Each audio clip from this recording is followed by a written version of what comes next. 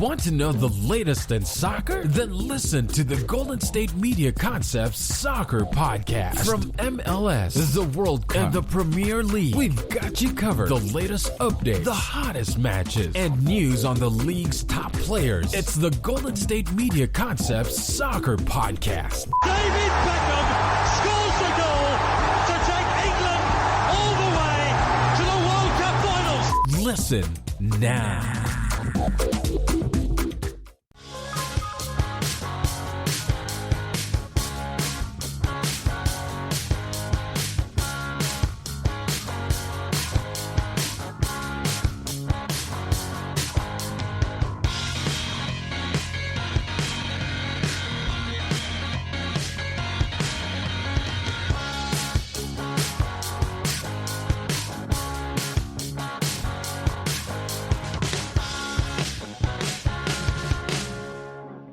And what is going on, everybody? Welcome to the GSMC Soccer Podcast, brought to you by the GSMC Podcast Network.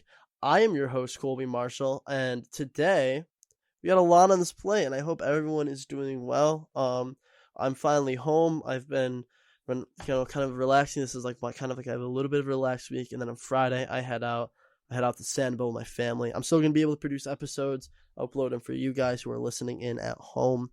But there's a lot to talk about in today's episode. This episode is going to be very exciting as we look in here. In today's shows, we're going to be going over the Premier League games that I went over in the past episode that was released on Friday. So if you haven't listened to that, go listen. I predict the games. I also forgot to mention the FA Cup final happened this weekend, so we'll go over that within that segment. Later on the show, we're going to look at MLS as a whole and talk about the upcoming season, what to look for, transfers to look for as well.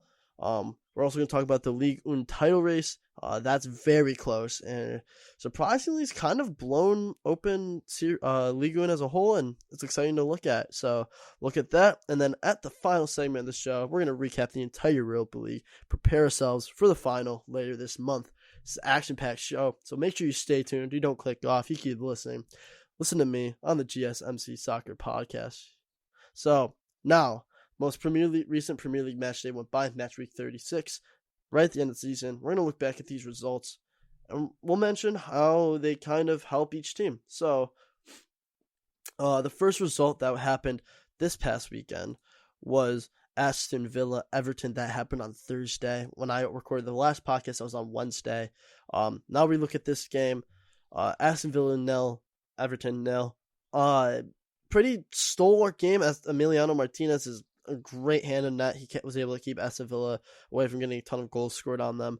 And it's unfortunate for Everton. They needed a win to keep up with Tottenham and West Ham to, compete for European football, and this kind of knocks them down even further. Looking at the next game, Manchester United-Liverpool. It was Man United 2, Liverpool 4. I predicted this game to be like a 2-2 draw, and man, was I wrong.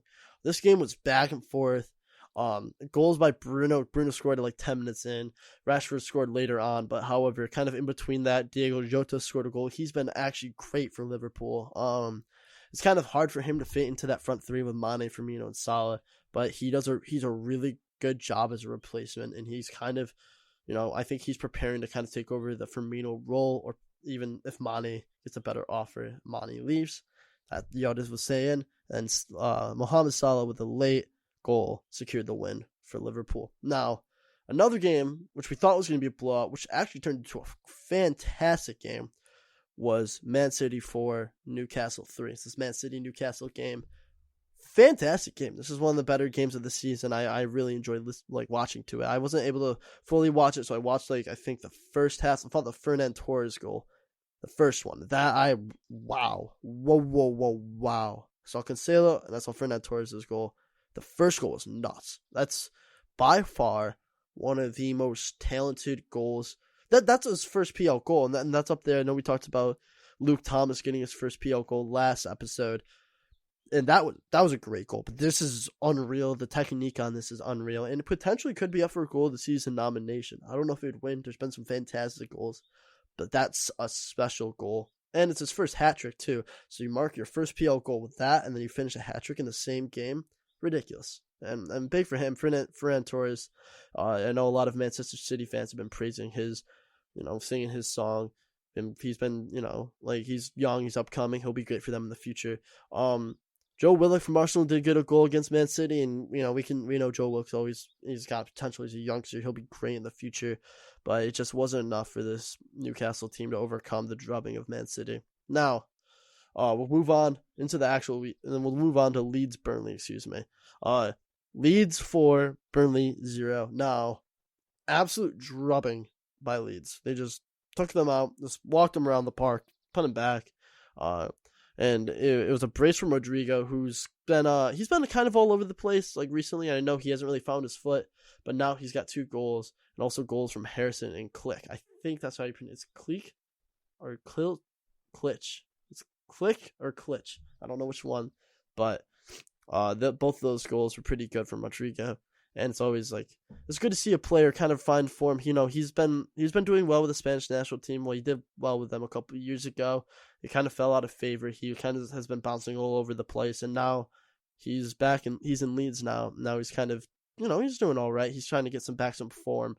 So it's always good to watch a player. I mean, I know he's got to adapt to this league, but I'm pretty sure, if I'm not wrong, he's been in this league with Fulham in 2018 before they got sent back down. Or was it 2019 before they got sent back down, and now they're back up, about to be sent back down. And speaking of Fulham, they lost to Southampton 3-1. A later goal by Carvalho for Fulham was just not enough to Southampton. Theo Walcott, Che Adams, and Nathan Tella all scored goals in that game. It kind of just put to bed the idea of Fulham. Well, Fulham couldn't really escape all the teams who are in the relegation zone, which is Sheffield United, West Bromwich Albion, and Fulham are all confirmed relegated. There's no possible way for them to make points. So Brighton are lucky; they're in 17th, and and we'll get on to Brighton in a little bit of time. Actually, we're getting on to Brighton now. Brighton won, West Ham won. This game, unfortunately, kind of starting the downfall of West Ham, and they really needed to win this in order to keep up with Liverpool and keep up with all the other teams who are actually pushing for Champions League football. But this caused them to drop down to 7th. They're 4 points behind Spurs, and they need to hope that either Spurs or Liverpool drop points, or either or drop points these upcoming games. The goals were both scored by Danny Welbeck in the 84th for Brighton, former Arsenal player, former Manchester United player as well, and Benderama in the 87th minute equalized it for West Ham. Now, Crystal Palace 3, Aston Villa 2. Unfortunately, this was kind of the last straw. I mean, after their draw against Everton, Aston Villa had a little bit of chance for European football, but this result definitely ended all chance. Arsenal, they kind of fell down the table. The goals were scored by McGinn and El Ghazi for Villa, and that just wasn't enough. But goals for Crystal Palace were scored by Benteke, which is somewhat of a rare commodity. We know he hasn't been, there was, I think, one season he didn't score at all until the final day of the season, and I know somebody bet on it, and he scored on, the final day of the season, when, the last minutes of a game, so he got 1 goal in that season, and it threw off somebody's bet. He would have won, £10,000. That would have been ridiculous, but anyway, goals from Benteke, Wilfried Zaha, and Tyreek Mitchell sealed the win for Crystal Palace. Now, Tottenham Hotspur 2 and Wolves 0. Goals by Hjoberg, I think is how you pronounce his name, and Harry Kane put the foot in the door for Europa League football. They're in 6th right now. Liverpool's upcoming win, which we'll talk about in a moment, sees them put behind into 6th right now. They're 4 points behind, so they really need to hope. If Liverpool win, the automatic Europa League is out for them.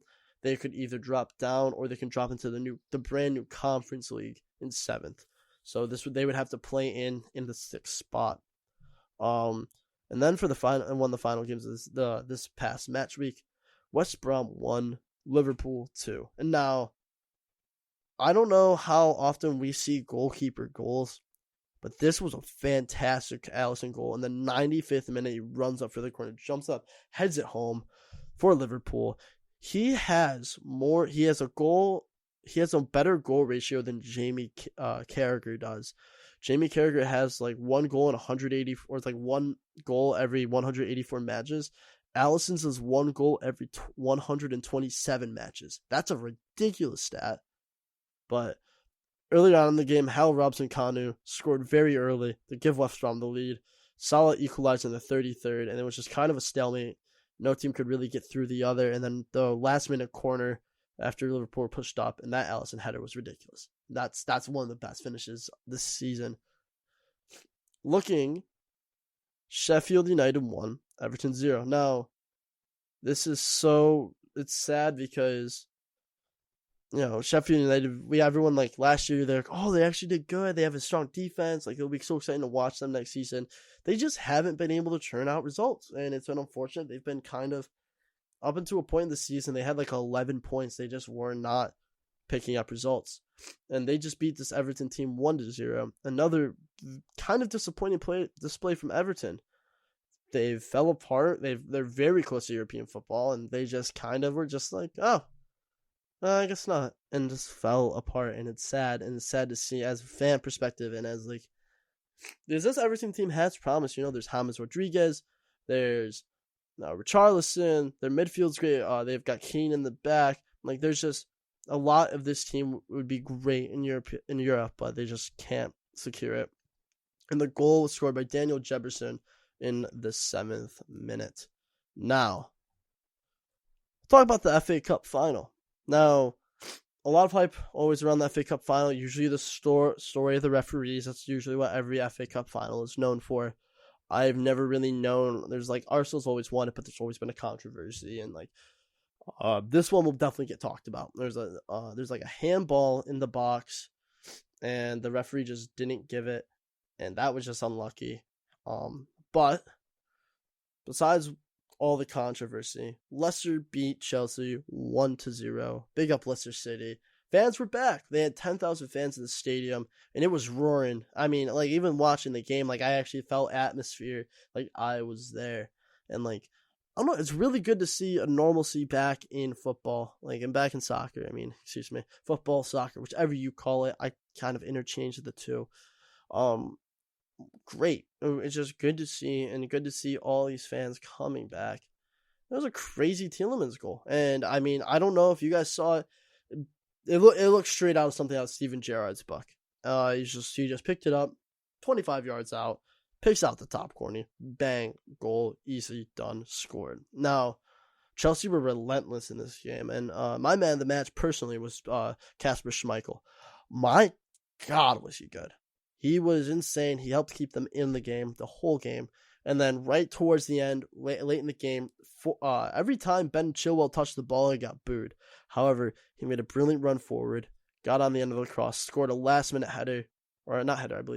goal, to, tie it up, send it into extra time. However, despite looking at VAR, it turns out that that goal was disallowed. They just were like, oh, well, I guess it's not in. I believe he was offsides, or there was a foul up into the build-up, and that kind of robbed Chelsea of a goal. And I mean, poor Ben Chilwell, he celebrated in front of the Leicester fans without a second hesitation. And I know people can kind of consider him a snake. He was great at Leicester. I mean, I know people was like, oh, he'll be like a club legend, if he'll stay. And he kind of moved on kind of soon. And a lot of fans were not happy, but it's unfortunate. And I mean, then again, Leicester won. And what I want to talk about, while we talk about Leicester, is their owner. Now, we all know it was a horrible accident that their former owner died in that helicopter crash a couple years ago. I think a year or two ago now. And it was an awful scene. We all kind of, pay our respects. But the son is now the new owner. He came down and was at the game. He lifted the trophy with them. He was there celebrating. He actually has passion. He cares about his club. And it's really sad because my team, Arsenal, and like teams like Manchester United and, like Spurs, I guess you could also say, and all these other teams with kind of the big corporate billionaire owners who don't care. It's sad. And it's sad to see an owner legitimately feel something for a club and like that, and realize that I can't have that.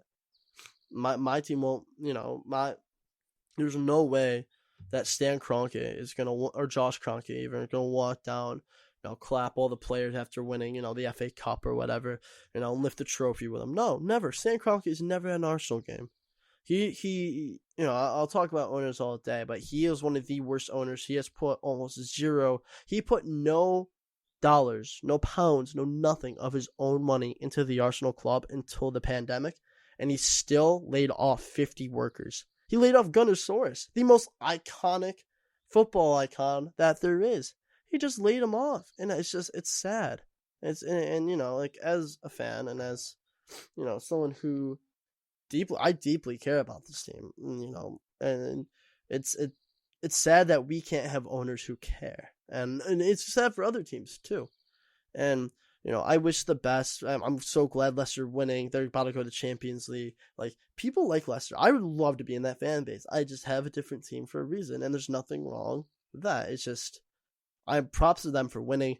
They have been fantastic, and I'm excited to see what they can do in Europe this year. And as this top four race is getting ever so closer, Leicester, I'm pretty sure, need a win to guarantee Champions League football, and that is great. That'll be great for them, and they, that's another confidence booster as well. And this year, again, we'll talk about this Leicester team. Jamie Vardy has played in all 13 stages of the FA Cup. It's not just most top players only play the 6 rounds. Every Premier League club gets thrown in at the 3rd round. They kind of progress through there. But every club in England, if you didn't know, has the right to play in this tournament, so they can opt in to if they want to play in the FA Cup or not, and they'll get matched up. So all the lower league sides play each other, like even non-league football, like Sunday League, like, oh, FA Cup's up, we're gonna go play, and just see how far you can get. They keep going. Like, non-league teams get far, rarely, but it's always exciting to see other non-league teams make to the 3rd round or the 4th round. But Jamie Vardy, we know he started as a non-league player. He kind of worked his way up, won the Premier League with Leicester in that ridiculous season where him and those Hypervenom 2 boots, and I bought a pair of those myself. It was the white one with the rainbow bottom. Oh, those things, those things were gorgeous, except I got them in a half a size too big. That was the worst. I couldn't find them in a 10. I had to buy them in a 10.5. I forever will be upset about that because those were my favorite. They felt great. But it's always good to see. He's won it all. This was his first FA Cup final. He's won it. He's been to every stage of this competition with different teams too. So, it's great for him. I'm glad for Leicester. I'm glad for the Leicester fan base having a great owner. I wish I could. I bet you a lot of teams could say they wish they had owners who were as great as Leicester's, who are willing to actually invest in this club and, be there for them and support them because they're an actual fan, not just using this as a business investment. And it's sad to see. It is. And and I'll talk about this because this kind of mentions the Super League too. And I know this is a little bit of a kind of a tangent because I know we're just supposed to be recapping the games and talking about it, but I feel like this is important to say. I believe 50+1 should be a rule like it is in Germany, where the fans do own the majority of the club, but it should be in England too. I feel like the fans should have a say. If the owner's not investing, they should be able to ask for a new owner. If the board isn't living up to expectations. I know Chelsea's now allowing fans to be, it's 3 fans, who are within the supporters trust, the Chelsea supporter trust. And I know they're allowed to have 3 fans now present at board meetings who will, be there, and the fans will be able to talk to them. That is a fantastic move, and Arsenal fans should be able to have that say too. But knowing the Kroenkes, they won't let us. They will shut us down at any possible attempt in the contact with them to help them make this club better. And ever since we've moved away from Highbury, we've been good for a point, but it's always just been letdowns. And I know I wish we just expanded Highbury. I wish a lot of things this Arsenal team could have done.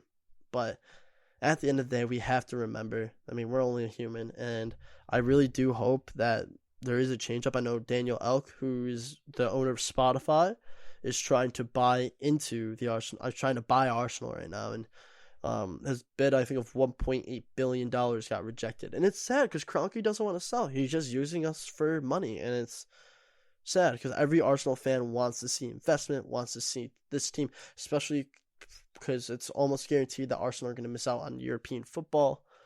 I want to see investment back into my club, and I want to see players players brought to the club, because we are a very historically big club. It just feels like I'm watching a very spiritless Arsenal team, and I know Arsenal hasn't really had a full year. Like, I know Mikel Arteta hasn't had a full offseason, but the owners help determine the energy of the club.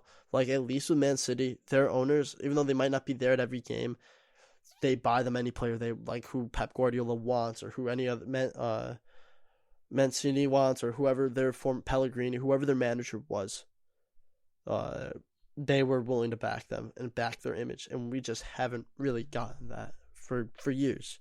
And it's sad to see, because I genuinely care about this team, and I genuinely care about having a good owner. But enough about the owner talk. Now, I think we've kind of covered everything, and it's sad.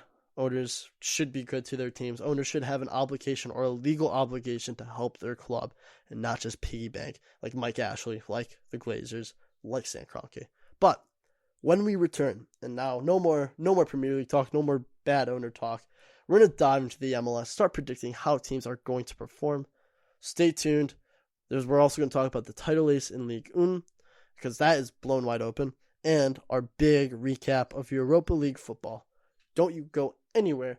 Keep listening to the GSMC Soccer Podcast. I'll be right back. Are you looking to get your college football fix? Looking to get the latest news on your favorite school's team? The GSMC College Football Podcast is your ticket to all things college football. Join us as we talk college football, from the national championship, the college rivalries, the bowl game, to the Heisman Trophy. To which conference is the best? We've got you covered for the Big Ten, SEC, Big 12, the Pac-12, ACC, and everything in between. Download the GSMC College Football Podcast on iTunes, Stitcher, SoundCloud, Google Play, or anywhere you find podcasts. Just type GSMC in the search bar.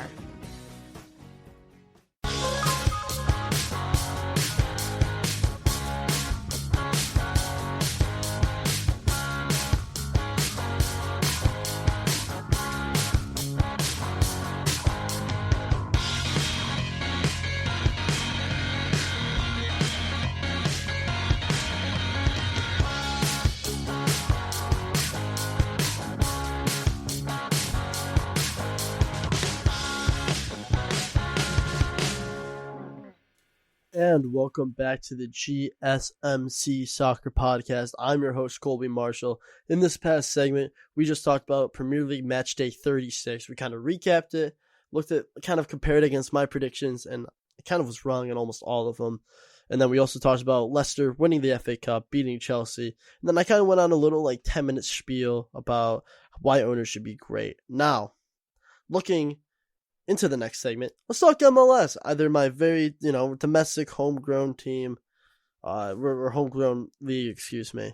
And within the whole scheme of MLS, it's not really rated as highly as, as the Premier League across the world and all these things like that. But looking at this team and looking at this league, looking at this league and how it's kind of evolved over the years. We kind of see some great things coming out of MLS. I feel like now that there's the CONCACAF Champions League with the clubs from Mexico and all Dominican and Brazil, all the kind of leagues are merging together, and I'm excited. It gives me new hope that there is going to be a big platform for MLS to kind of explode off of, and I hope when we host the World Cup, I believe in 2026. I believe that's the year as Canada, Mexico, America are going to be all hosting the World Cup, and that's gonna be great. It's gonna be so exciting. I'm excited to go to all as many World Cup games as I can possibly go to. I'm gonna get tickets, but enough about me talking about the World Cup. Let's talk MLS now. MLS is just kind of getting started back up. It starts later on in the year. If you guys didn't know, it kind of starts they're kind of 6 matches in already, so it starts kind of towards the end of April. And now we're going to talk about the standings. We're going to talk about who's been playing well, who's kind of let us down. We'll kind of go everywhere in between. So looking at the table, we're going to start over in the Eastern Conference. Now, a lot of the teams I'm going to mention have only played 5 matches. I'll kind of point it out, But New England is at number 1. They've played 6 games with 3 wins, 2 draws, 1 loss, 11 points. Now Orlando City's at 5 with 2 wins, 3 draws, 0 losses, and they play soon. New York City, 2 wins, 2 draws, 1 loss, 8 points. Atlanta United with the same exact 8 points as well in the 4th. Montreal, they have the new manager now ever since Thierry Henry has left, and I know Thierry Henry was a great manager for them, got them to the playoffs. He had to leave for family reasons. It wasn't necessarily his performance as a manager that caused him to leave. It was just like he needed to be back with his family. So big up to Thierry for doing a great job, but their new manager is doing a fantastic job with this team. And watching them, and it kind of feels like that manager's been there for a while. It feels seasoned. They're 2-2-2 on 8 points with 6 games played. And then in 6th is Philadelphia, again 2-2-2, and 7th is Inter Miami, who and 2-2-2. And we'll talk about Inter Miami. I think for me, it's really hard being a new franchise, getting kind of thrown into the league and expected just to perform. And we kind of saw last season they struggled a little bit. It's tough for them. It's not, the easiest thing to kind of come into this league and be asked to perform. And, as we'll see throughout this MLS season, all these new teams are kind of up and running and getting started. I mean, Nashville's not doing so bad so far, which is always good to see. I mean, I know they're not necessarily the newest, but they kind of got thrown in and they've been playing all right. So it's always good to see kind of teams starting to adapt. So that being said, we kind of covered the East. That's like the top 7. And for me, it's like, we'll talk about more later, but it looks like it's good for these new teams that are starting to adapt. I know some teams which are actually really low in the table that shouldn't be are actually Toronto. I feel like Toronto and Columbus have both gone off to a really slow start. I know Toronto's missing a couple big players due to injury, and it sucks, but they are. But that being said, let's flip on over to the Western side. Now, Seattle, 6 matches played, 5 wins, 1 draw, 0 losses, 16 points. Now, they're the team to beat. They are definitely, undeniably, the best team. It feels like a very night and day difference between these conferences. I feel like the Eastern Conference can show up, but they're just never always, they have a lot of more time struggling, like within the playoffs and within their own conferences as well. I mean, as we were taught, these guys are on 16 points. Meanwhile, the top of the East is only on 11, and New England's already lost the game, so it's tough for them.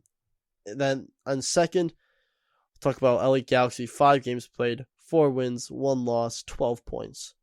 In third, Sporting Kansas, 3 wins, 1 draw, 2 losses, 10 points. Colorado, 5 games played, 3 wins, 1 draw, 1 loss, 10 points.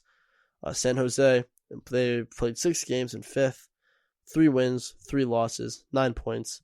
Houston Dynamo, they have 6 matches played, 2 wins, 2 draws, 2 losses, with a -1 goal difference, which is, they must have gotten dropped in one of the games, and they have 8 points. And finally, in 7th is Real Salt Lake, 4 games played. I believe they're dealing with COVID, 2 wins, 1 draw, 1 loss. Now, there's other teams in this. LAFC and FC Dallas are right at the bottom, and I kind of want to cover them real quick. LAFC kind of looks lost without Carlos Vela being up top, and I know he's not playing right now, and he's not. And this LAFC team, again, we were talking about, they could have won it all last year. Like, they were very competent. Carlos Vela was ridiculous, and it's kind of sad to see that they're not doing as well this year. And FC Dallas as well, they've kind of, they've notoriously always gotten off to kind of a slow start, but this one feels especially slow. Only 1 win from 5 games. They're on 5 points, but luckily they have been able to amass 2 draws. Now, looking within MLS, and looking within, top scorers and everything like that, top goal scorer is Javier Hernandez Balcazer, who is, Chicharito, as we've all known him from his names like Man United, Real Madrid, name it, any team. He's got 7 goals this season, which is actually a great return from, his starting games. And I know LA Galaxy has been kind of missing a striker ever since Ibrahimovic left. Been kind of missing like an icon ever since Steven Gerrard left. And I feel like Chicharito is able, because I know a lot of, he kind of brings the pride of the Mexican national team with him. He's very, he's very popular within Mexico, and I know LA is very, Los Angeles is a Mexican-inspired city. I mean, we can all talk about it. They've got a lot of Hispanic roots, and he's definitely helping usher in kind of a new wave of like fandom, which is great. It's always good to see. And second, we have Raul Ruidiaz. He's playing for the Sounders. He has 5 goals already. He's not playing bad at all. And tied in third, we have 3 players. Gonzalo Higuain from Inter Milan, Jesus Medina from New York City FC, and Valentin Castellanos, Castellanos from New York City FC as well. They all have 4 goals. Now, Gonzalo Higuain, we all know, is like the 90 million striker who moved from Napoli to Napoli to Juve. I mean, but he's also been at Real Madrid. He's been at multiple other clubs, and Chelsea as well. We can't forget his little stint at Chelsea. And it's always good. I mean, if you haven't seen him, he's shaved his head. I mean, we always have known him to have kind of a nice beard. He has a beard, shaved head, looking great. He's back in shape. I saw a picture of him. I barely recognized him. And if the picture caption didn't just say Gonzalo Higuain, I wouldn't have known who that was. And it's always good to see, it's nice to see a little bit of change up within these players. So that's good to see. So we'll talk about assists real quick. We'll kind of go down and we'll talk about him a little bit. Right now, Fabio Roberto Gomez Neto. That's a long name. He plays for the Red Bulls. 4 assists. In second, there's 2 players. Cade Caldwell and Demir Krayak. I think that's how you pronounce his name. He plays for Real Salt Lake, and Cade Caldwell plays for San Jose, the Earthquakes. They both have 3 assists. And then there's a kind of a load of players who are stuck on 2. I'll name off a couple for you. Alex Roldan, I think is how you pronounce his name. Roldan. Anton Tinnerholm, Boris Kulik, Christian Mueller, Eric Williamson, Jack Price, Jamiro Montero, Jared Stout, and the list goes on. There's a lot of players who are kind of stuck right now around that. So now, as we go back and we look at all these MLS teams, and I'll talk real quick about about Seattle. They're missing Fry. They're missing Fry. They're missing Morris, and they're also missing Ladira. But they're still the team to beat. They have been exceptional. They've been on top of the game for the season. And again, I'll say it again. They are still the team to beat. No team in this conference, I think even in this league right now, is as close to beating them. So when we look back, I think the best team that has a shot is LA Galaxy, maybe Atlanta United on a good day when they can just kind of cut through that team. But even still, the Seattle Sounders team is just miles different. And Ruidiaz has been playing out outstandingly. And, he's kind of picked up some of the slack that, losing guys like Fry and all the other people, like all the other players has had.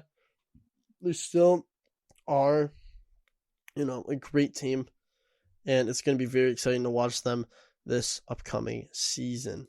Now, I know MLS gets a lot of not so much attention. And I mean, MLS has never had as much build up as American football has in America. And obviously we're very national pride, like go football, go Bills, woo-hoo. Everyone's like all that. But it's glad to see MLS getting some exposure now. They've been playing all the games, I believe, on mainstream media platforms, which is fantastic. And it usually never was the case. It had to take a little bit of time off. Well, not time off, time away from MLS games. They'd show other games like baseball, because baseball season is going on right now. And like that usually soaks up a ton of time coverage because all the teams play. There's like 100 games usually in a baseball season, over 100. But, it's good to see that other teams are getting exposure. Now, when we talk about what's going to happen this season, it's exciting. There's a lot of, there's the play-in playoffs. They get they get into the final, they get the first seed. They kind of get automatically locked in, and all the other teams kind of have to play in for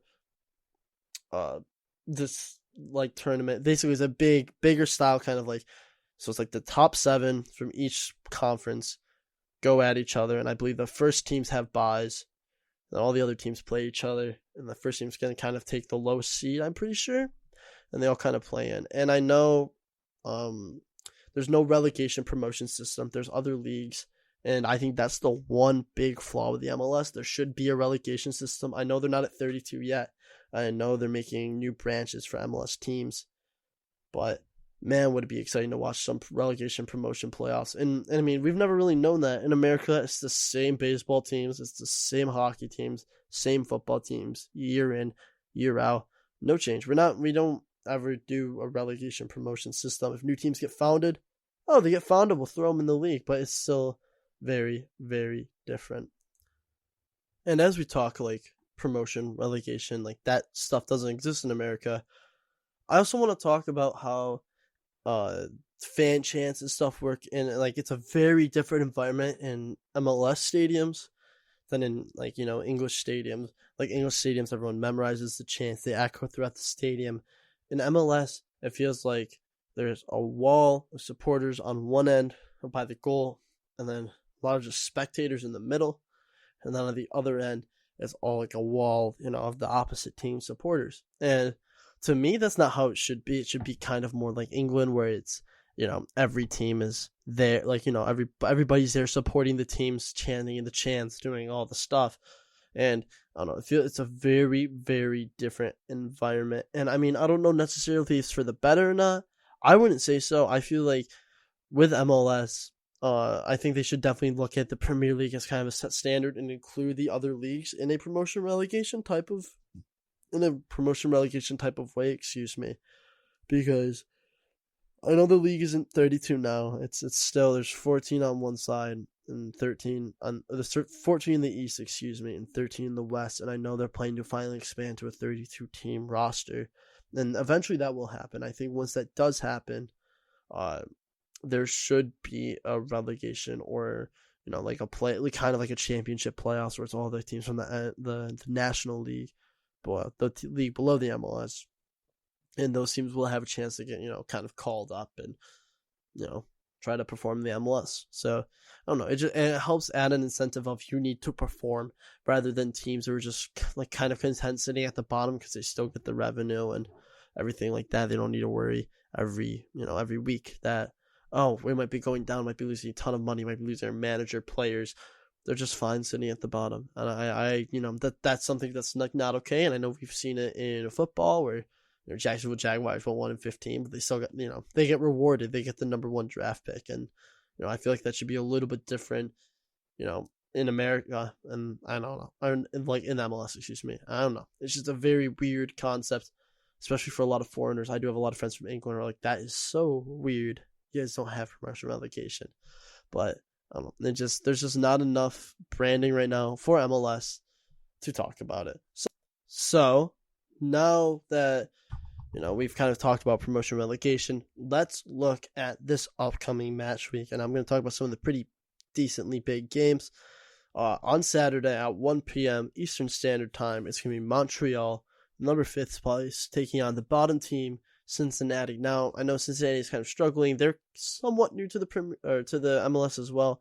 They're kind of getting their footing in, but I'm expecting Montreal to perform well, get kind of an easy win. I'm predicting 2-1 over Cincinnati for Montreal. Up next, we have Portland, LA Galaxy. Portland have been, you know, consistent finalists. They've always been kind of pretty strong in the Western Conference, but they play up against LA Galaxy on Saturday at 3:30 p.m. Eastern Standard. And this game's going to be close. I feel like, you know, Portland haven't had the strongest start. They take a lot of time to grow into their season usually, and I kind of predict that the same this year.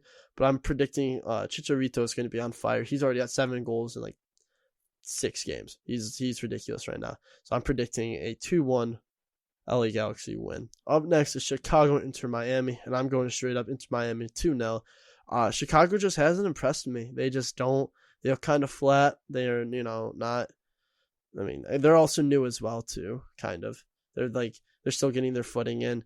And Inter Miami, they took a little bit of time to settle, and now they're, you know, they look great. Like David Beckham, I know he's kind of one of the owners of the team, and he looks like he knows what he wants to do with this club, and it's always good to see. So, Inter Miami 2, Chicago 0.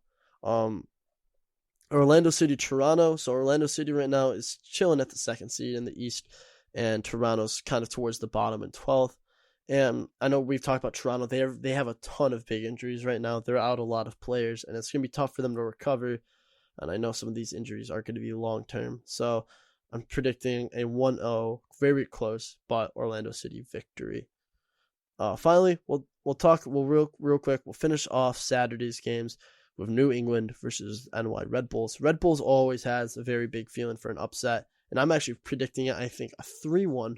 Actually, no, 3-2 upset over New England. I think this game's going to be very close. I think New York is just going to pull away towards the end.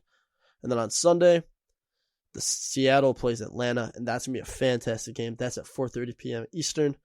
I'm predicting, this is going to be close. I think it's going to be a 2-2 draw. I think Atlanta's going to be one of the tougher teams the Seattle team's going to play. I didn't know they have that new transfer. They have some new transfers in who have actually been performing. It's always good to see. This will be an exciting game week. And I know a lot of these games are on the weekend, but Seattle 2, Atlanta 2, and that's all pretty much the biggest games that are coming out this weekend. And so I know the league is kind of, still adapting, still molding to what we want. I know we all kind of look at it with like a European view, and it's kind of good to see the MLS being a little bit different. Having this, kind of wide open, just, you play, even if you don't win it all, you still have another chance to. And like, you don't have to worry about relegation. I kind of like that, but at the same time, relegation has the threat of having to perform. And especially with some of these other teams who aren't, necessarily performing at the highest standard. So, I mean, I feel like we've kind of taken a pretty deep dive into MLS. I know it's not everyone's favorite cup of tea. It is a pretty, a complex league. I would say that it's not necessarily everyone's favorite league. I don't watch it all the time, but I've been getting back into it. You have to support the homegrown leagues, and especially, as we talked about the Super League. If a Super League happened, this would be one of the leagues that would be drastically affected by it too. You gotta forget this Super League would then take away TV time, and then that on top of the Champions League, Europa League, and the new UEFA Conference League. I'm glad MLS is now getting some exposure, and it's always good to see. But that's all from MLS. We kind of been run that kind of boat into the ground. But when we come back, we will dissect the title race in Ligue 1. And what happens and what will need to happen for certain teams to win the title. There's 3 potential title winners. And then we will end the show with a Europa League recap. And then we will predict the final and the winner of the Europa League. So keep on listening to the GSMC Soccer Podcast, brought to you by the GSMC Network. We'll be right back. Tired of searching the vast jungle of podcasts? Now listen close and hear this out. There's a podcast network that covers just about everything that you've been searching. Hey! The Golden State Media Concepts Podcast Network is here. Nothing less than a podcast bliss with endless hours of podcast coverage. From news, sports, music, fashion, cooking, entertainment, fantasy, football, and so much more. So stop lurking around and go straight out to the Golden State Media Concepts Podcast Network. Guaranteed to fill that podcast itch. Whatever it may be. Visit us at www.gsmcpodcast.com. Follow us on Facebook and Twitter, and download us on iTunes, SoundCloud, and Google Play.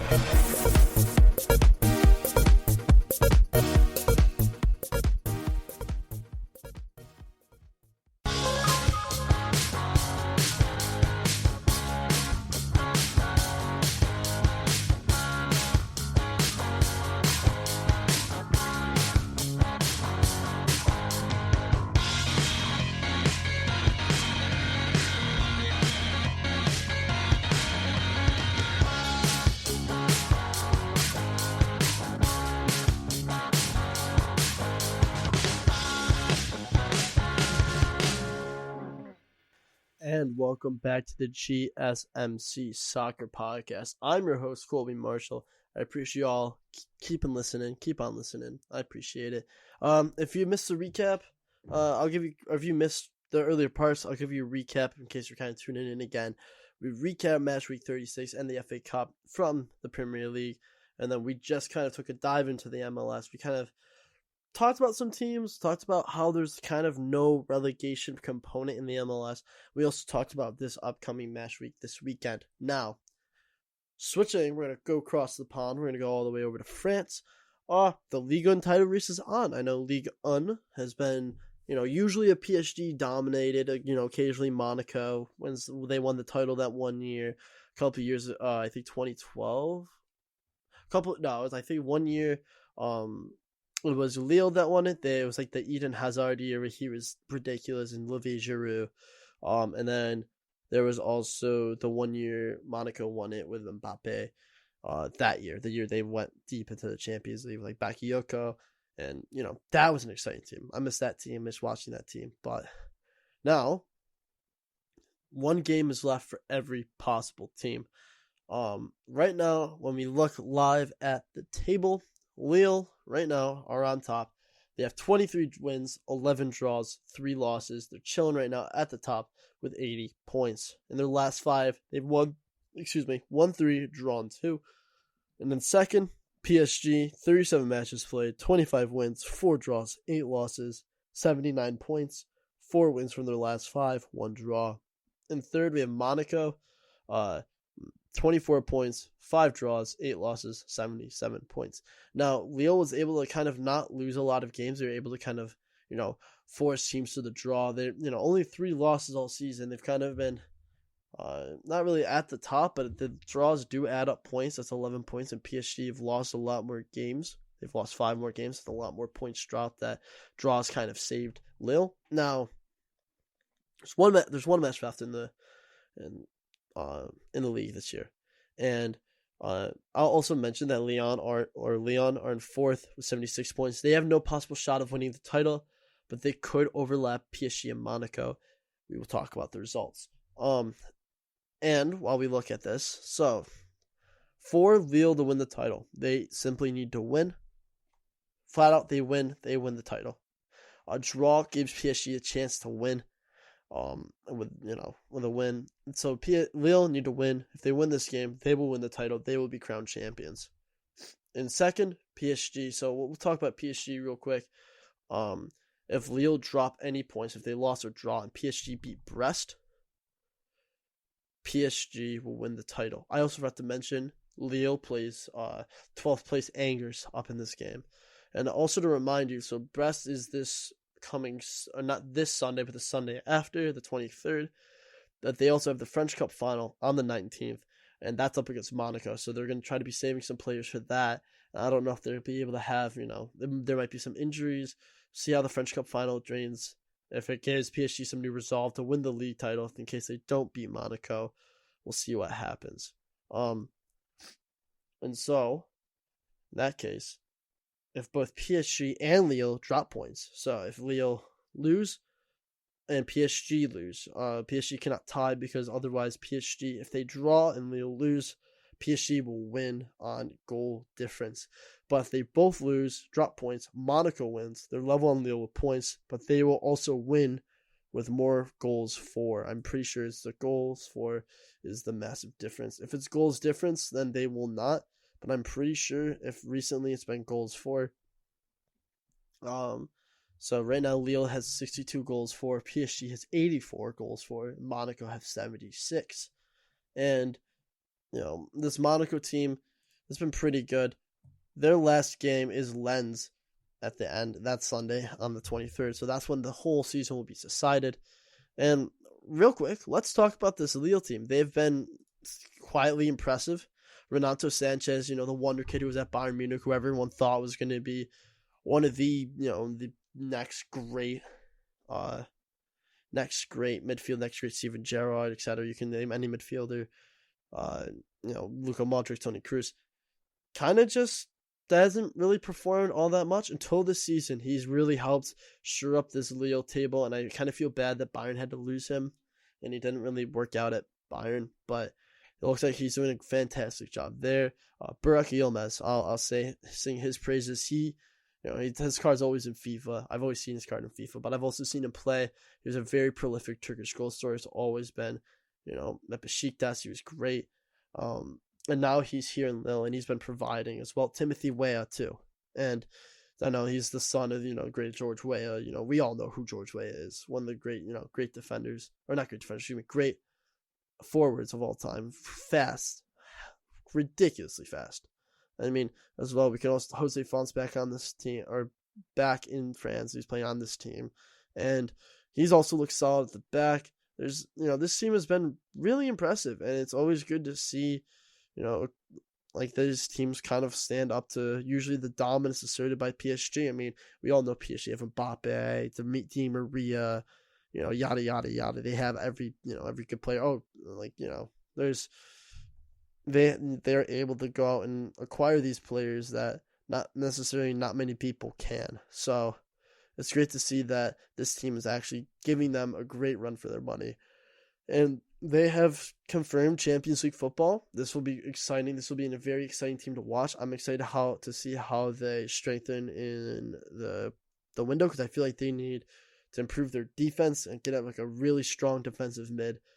I haven't talked about Jonathan David yet. He's been pretty great for them as well. He's kind of gone underappreciated, I feel like, but he's also been fantastic for them.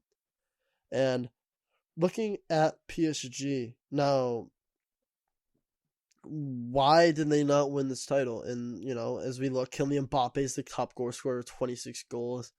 Di Maria is tied with fourth for assists with 9 assists.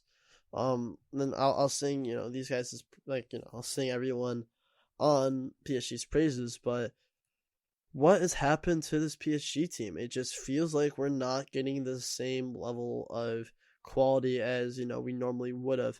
And I know they have Moise Kean back. He's been kind of filling in striker due to some injuries. Mauro Icardi has not performed. I think we can kind of say that he's been kind of a letdown. I know, Julian Draxler's not playing as much. I know he was very hyped up. I know Keylor Navas has been great in goal, but he can't always, be the number one shot stopper and to keep all of them out. I know Sergio Rico gets some games in from time to time. Kimpembe has been very hit or miss. Ander Herrera, very hit or miss. Kurzawa as well. It just feels like this team has some great parts about it, and then they can't all really gel. I know Verratti's been there for years and years. I still don't think he's, necessarily their best player, but I think it's time for him to kind of look for a new club. And I feel like this PSG team, in order to challenge at all for the next league title, they're going to seriously have to rotate the midfield. And I think Idrissa Gueye has been great for them. Paredes has been all right. And there's not really a ton of, great midfielders they have. No, Angel Di Maria has been playing up on the wing kind of to help Neymar and Mbappe and Icardi, but Icardi hasn't been getting much action. And it just feels like this team is not very together, and it's a sad thing to say, but this team could have potential. They almost won the Champions League. They were unlucky. They got kind of knocked out against Man City. They lost to Bayern in the year before, and I think then was when they were kind of at their peak. It was like Thiago Silva's last year.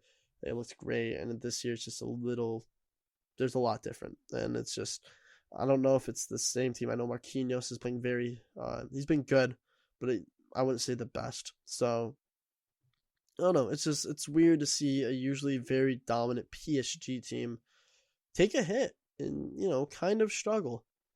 And usually, we're talking about PSG, and we're going to be talking, the best, they're the best team in France easily.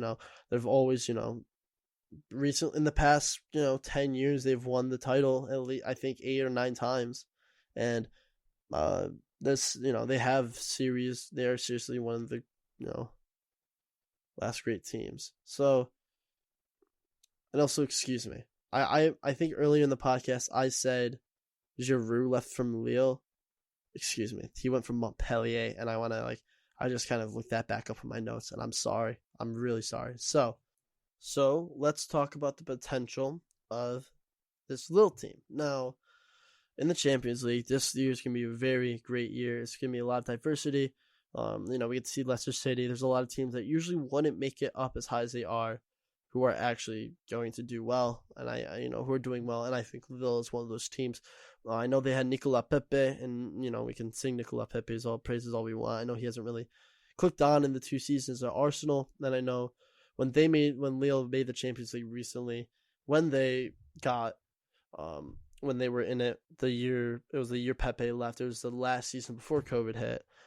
They weren't really impressive. They kind of got locked in a big group of death, and they were knocked out and placed 4th in a very tough group. I think they were like with Sevilla, Chelsea, and someone else, but they were in a very tough group of death.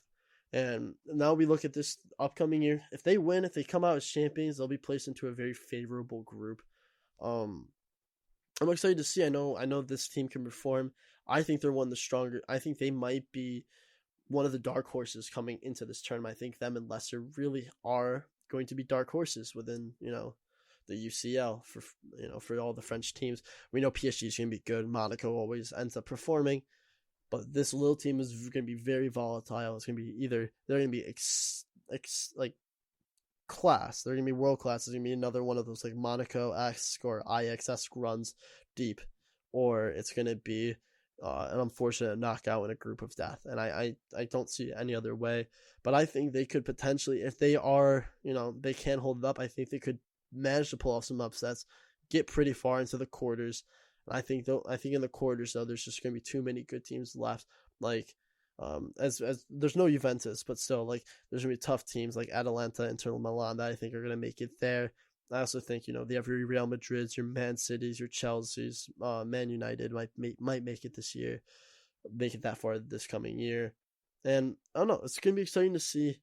We'll see how far they can go, but yeah, this little team does have potential, and it'll be a great watch for me and for any other football fan too. It's always good to see these underdog teams who've never really gotten a great shot to be, in the top of the top, get far. And like as we all praise that one Dortmund team when Jadon Sancho first burst onto the scene, we praise that Ajax team with Frankie De Jong, Matthijs de Ligt, Dewana, yada yada yada. You can go on about every team that those underdog teams have made it deep. But this team's exciting, and I'm excited to see how well they do. I know Yilmaz will probably put up a couple of goals within Champions League. I think Renato Sanchez will do a great job holding down the midfield.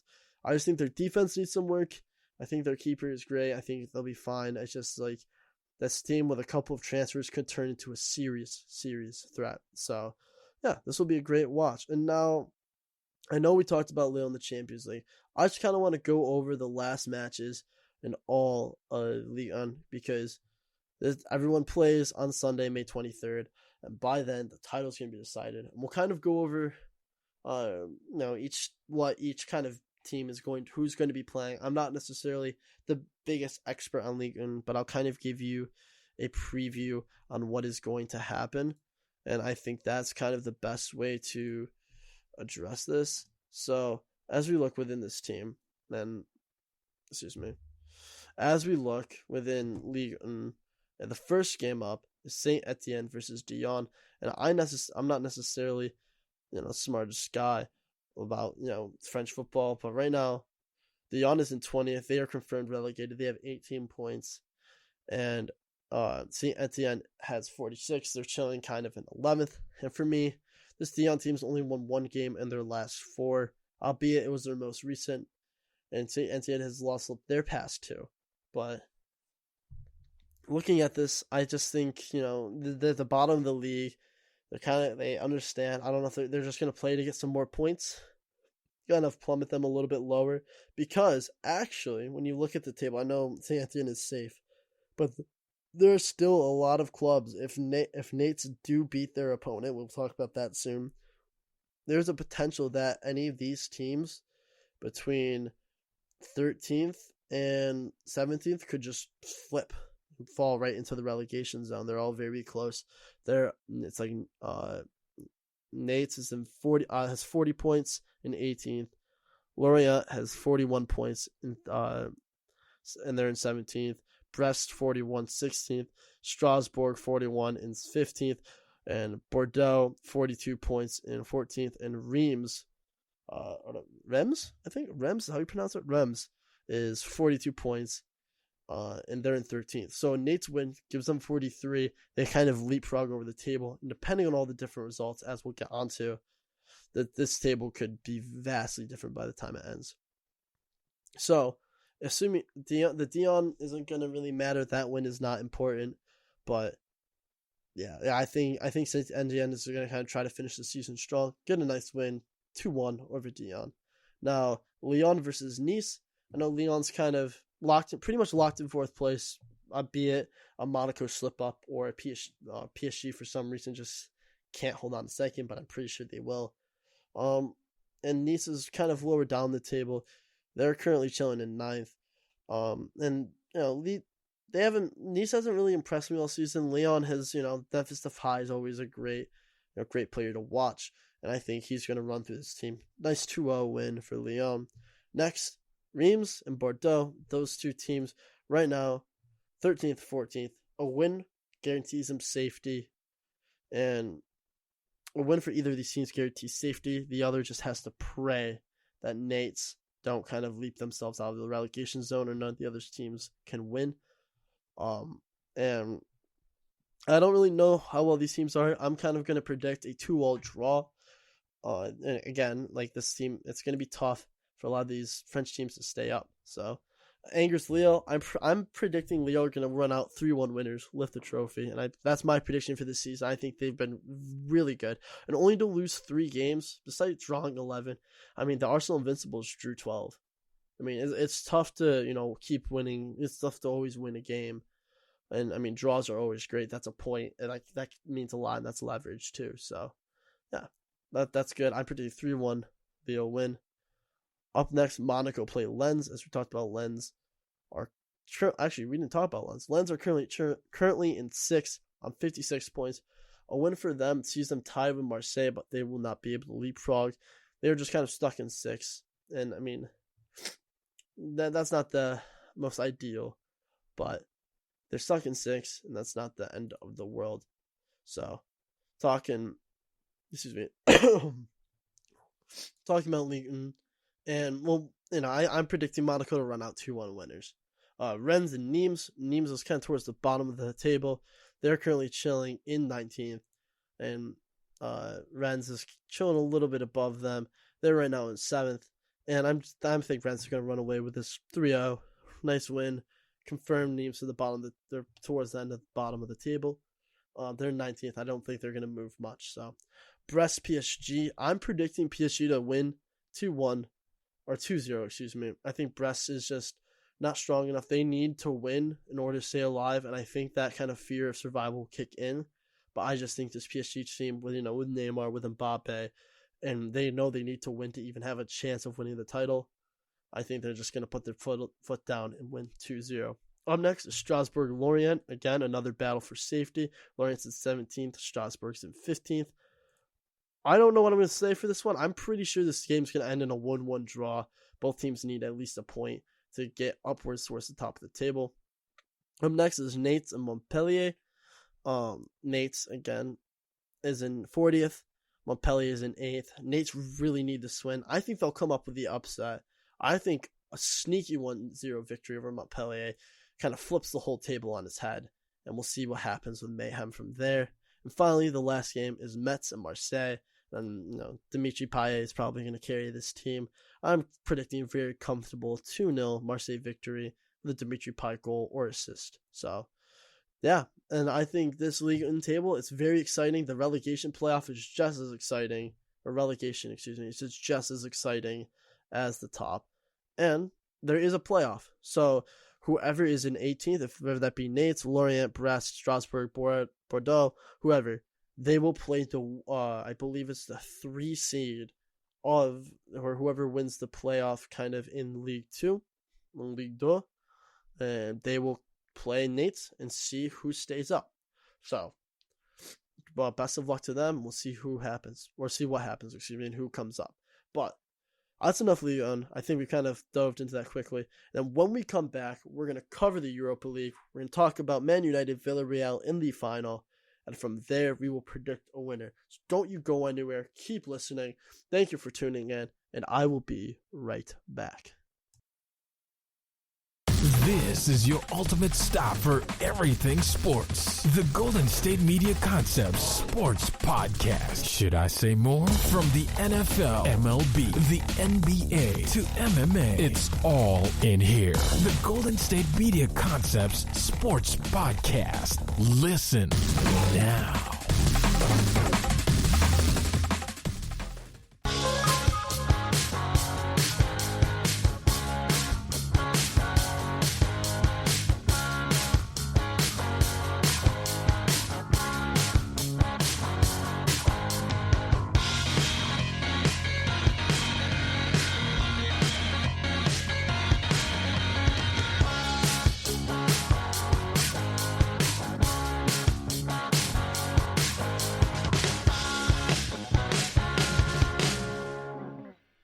And welcome back to the GSMC Soccer Podcast.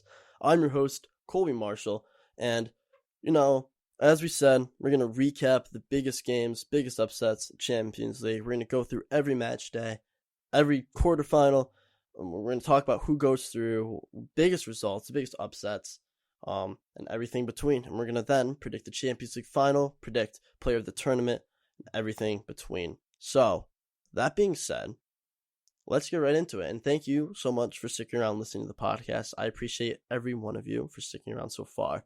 Now, Champions League was one of the best competitions of football year in, year out. We get the World Cup every 4 years, which is the pinnacle of football.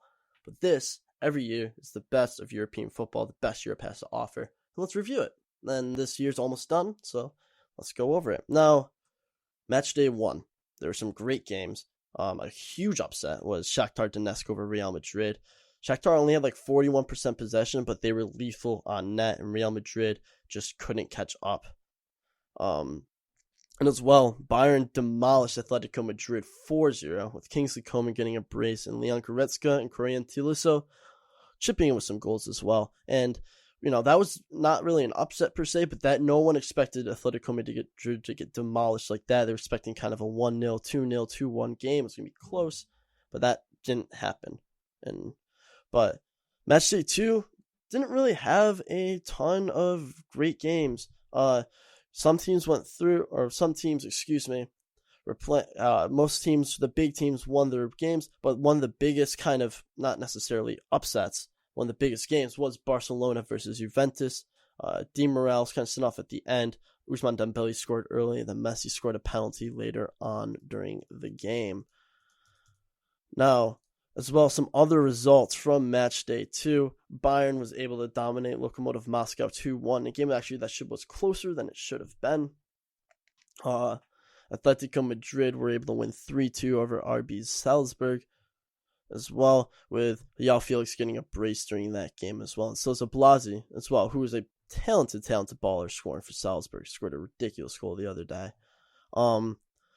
Mönchengladbach were able to hold Real Madrid back to a 2-2 draw, and then Atalanta were able to keep Ajax at 2-2.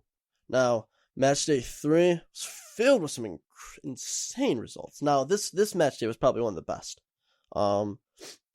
Borussia Mönchengladbach destroyed Shakhtar 6-0 with an Alessandro Plea hat-trick. Now, he has been fantastic in the German league this season, and he absolutely got that hat-trick was great. I think it was almost a perfect hat-trick, if I'm not wrong.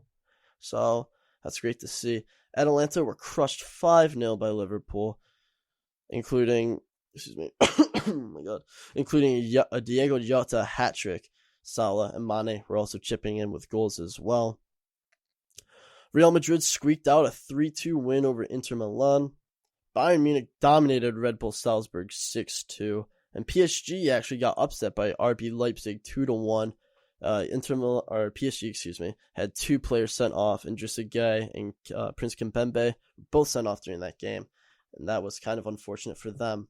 Match day 4 had some... It's kind of similar to match day 2 in a sense. So a lot of the favorites did win, including Real Madrid, PSG, Dortmund, Bayern were all able to win. 2 of the shock results, though. Shakhtar got drubbed again by Gladbach, which makes by 4-0. and that makes their aggregate against Gladbach 10-0, which is worse than when Arsenal played a couple years ago. When Arsenal played Bayern Munich, it was like a 10-2 overall. At least Arsenal scored 2 goals. I'll say that. And then Atalanta was able to take revenge on their earlier drubbing with a 2-0 victory over Liverpool. Match day 5, we're talking a lot about Shakhtar, but they kind of had one of the most interesting group stages. They were able to win the games they shouldn't have won and lose the games they kind of should have won, which is really funny. They upset Real Madrid 2-0 again. Inter kind of squeaked out a win over Gladbach. That group was kind of the group of death coming into the tournament. It was a really fun tournament, or a really fun group to watch. Midtjylland, I think that's how I pronounce it right. Midtjylland was able to hold Atalanta to a draw, and then PSG routed Man United 3-1, and then Chelsea as well dominated Sevilla 4-0. Now, as we talk about the last match day, because every match day is important, and this had a lot of nerves on the line. This allowed for some groups to go through. In Group F, both Lazio and Dortmund were able to go through. Lazio drew with Club Brugge, which was enough to send them through, and then Dortmund was able to win 2-1 over St. Petersburg Zenit.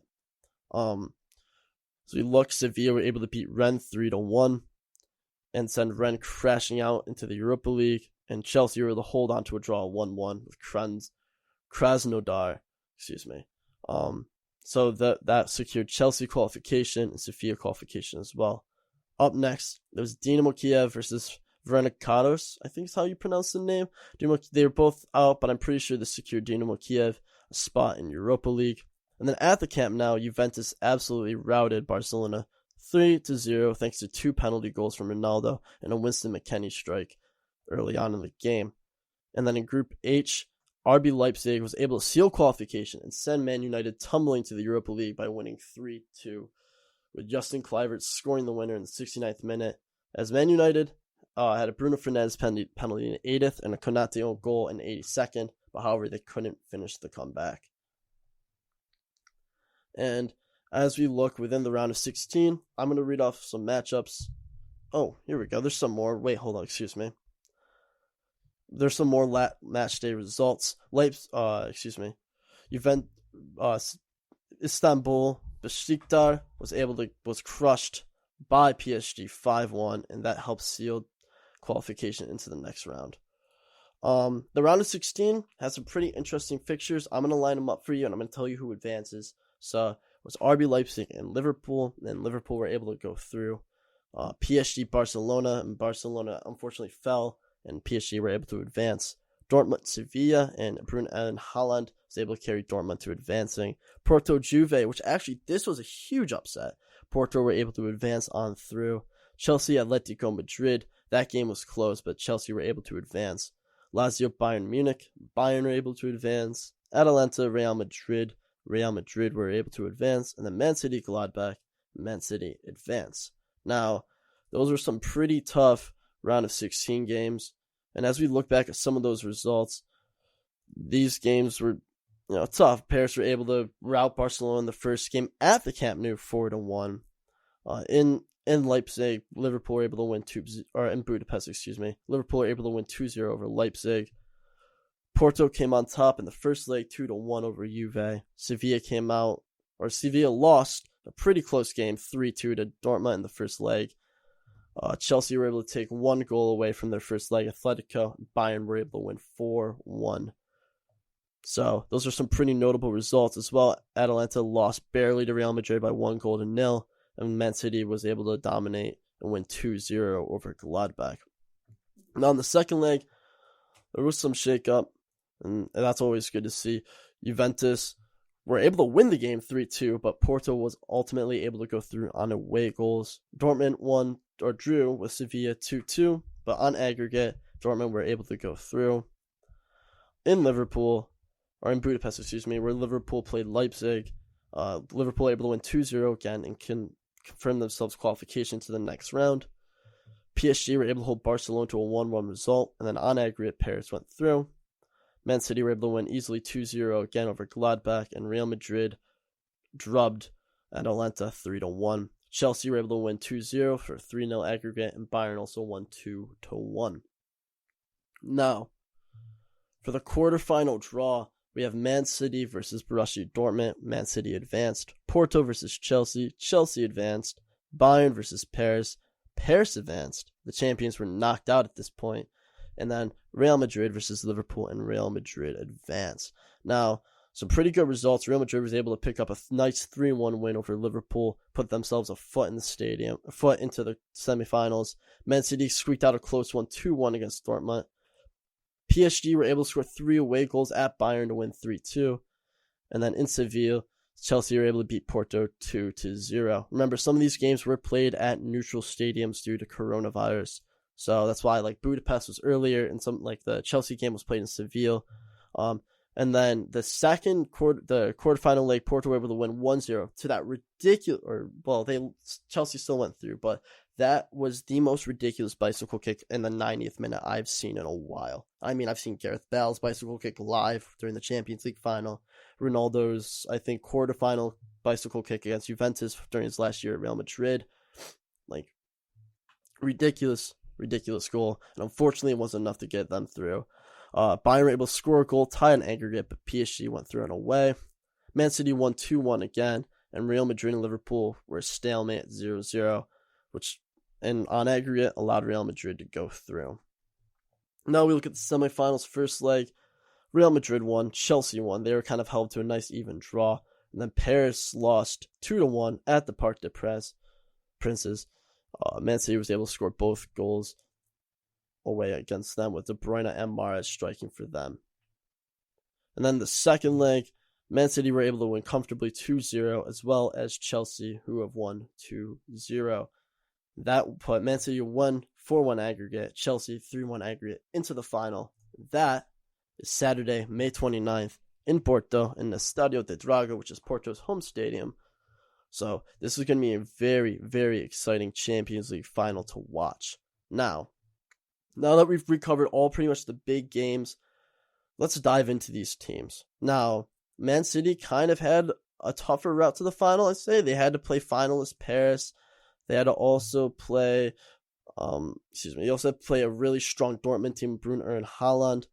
And they also had to play, a Borussia Mönchengladbach team that could actually hold its own. So they had kind of a tough route to the final, I'm not going to lie. They show that they are a dominant force, and Pep Guardiola knows how to manage his team and be able to rotate his players and keep fitness. Now, we can look at Chelsea. Chelsea kind of I'd say they also got a pretty difficult route as well. They had to play up against Atletico Madrid. They had kind of a difficult group stage as well. That group was kind of also labeled a group of death. So they were able to win up against Atletico Madrid, which is known to be tough opponents. Then they were able to kind of get by Porto.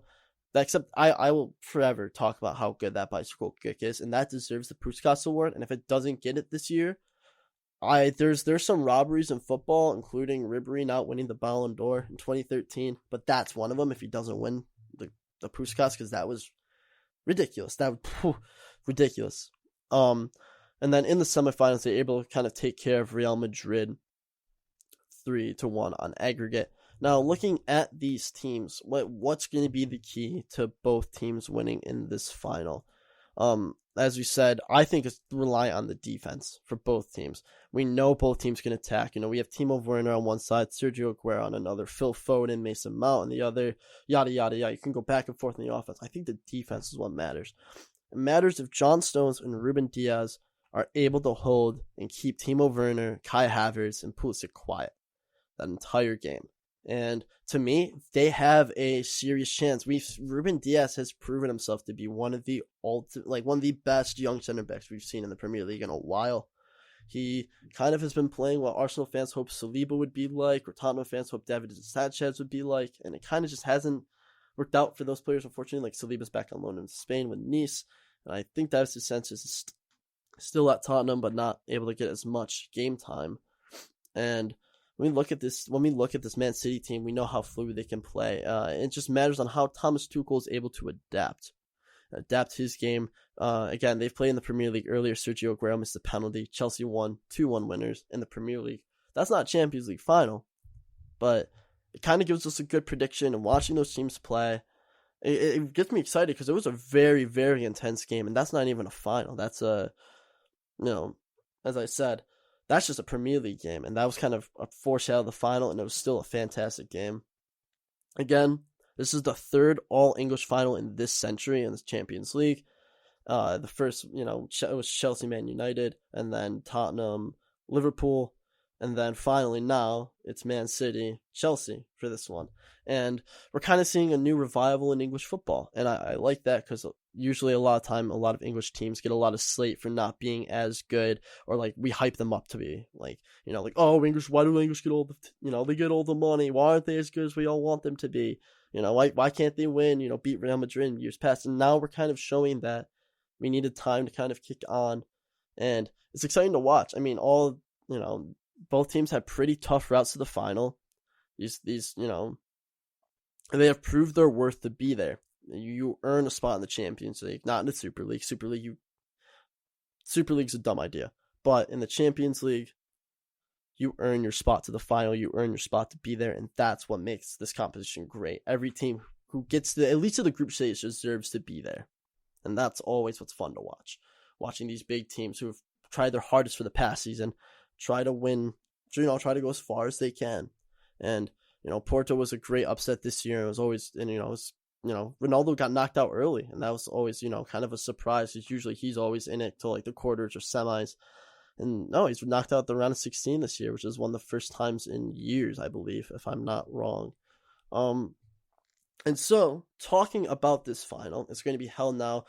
They're kind of debating between stadiums, and it's now officially going to be held in Porto. It's going to be in Porto Stadium for the final, and that's going to be great. It's going to be an exciting game to watch. And I believe they're going to allow some fans in, but you need to be vaccinated, and especially in Portugal, which I don't know how well international travel across the EU is right now, and we'll have to wait and see how that works out with fans. There's going to be an announcement on that shortly, so stay tuned for that from UEFA. And as we look into the actual specifics of this game, we need to talk about how this team is going to line up and how well they're going to do. For me, the defenses are what's going to matter. If you can, as good as Rudiger is, as good as some of this Chelsea defense is, I don't know if they're going to be able to keep up with the pace of, Riyad Mahrez, Raheem Sterling, Sergio Aguero, Phil Foden. That's only a couple players to name the start. There's Bernardo Silva, Kevin De Bruyne. Like their attack is star-studded and loaded. And you can also look at it the other side. They have N'Golo Kante, who holds down that midfield like there's three men for one guy. Mason Mount's been really great this season. I think everyone's kind of seeing his worth. Kai Havertz, even though he is $80 million, he's young. He's showing flashes of his price tag being worth it.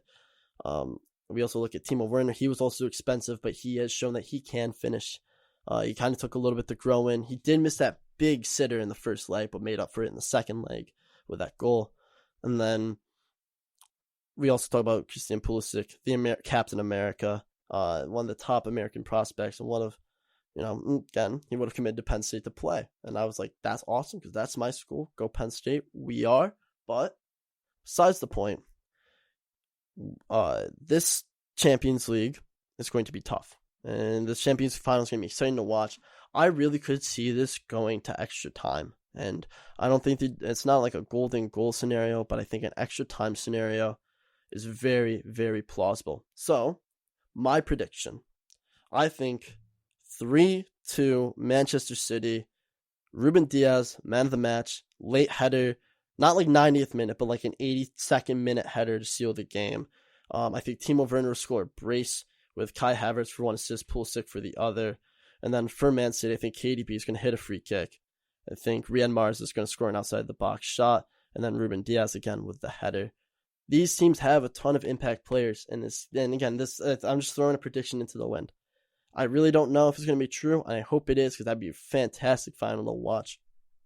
But that is all from me. Again, I want to thank all of you guys for listening. Again, it means the world to me when y'all tune in to the soccer podcast.